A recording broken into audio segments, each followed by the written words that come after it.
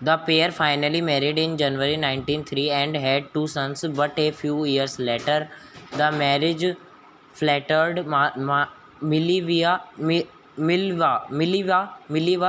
meanwhile was losing her intellectual ambition and becoming unhappy housewife.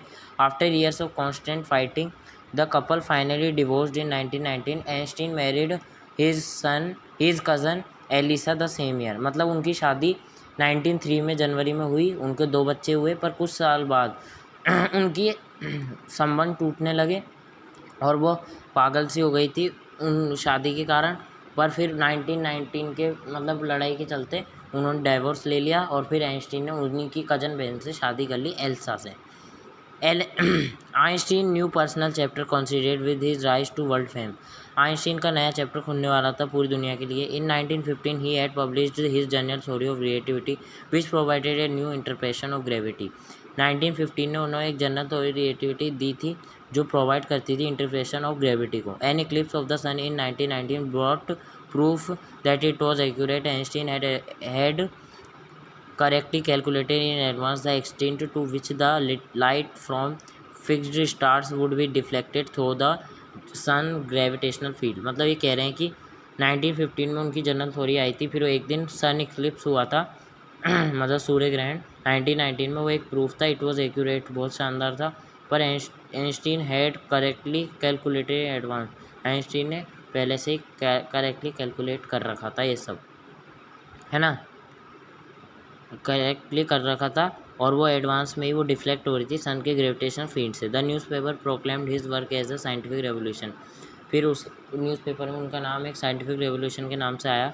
Einstein received the Nobel prize for physics in 1921। He was showered with honours and invention for all over the world and lauded by the press. मतलब 1921 में उन्हें Nobel prize मिला physics के अंदर और उन्हें बहुत ही सम्मानों से, पुरस्कारों से सम्मानित किया गया है और वो प्रेस के द्वारा क्वेश्चन पूछे जाते थे।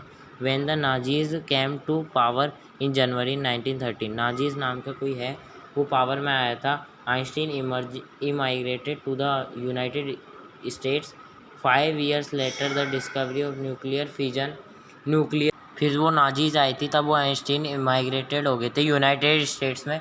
5 years later the discovery of nuclear fission in Berlin had American physicist in an uproar. 5 साल बाद जब वो न्यूक्लियर फिजन की उन्होंने डिस्कवरी की तो वो अमेरिकन फिजिसिस्ट थे जो अप्रोर में आई है। फिजिसिस्ट मतलब जो फिजिक्स में ट्रेंड थे। Many of them had fled from fascism just as Einstein had, and now they were afraid the Nazis could bolt and use them atomic power।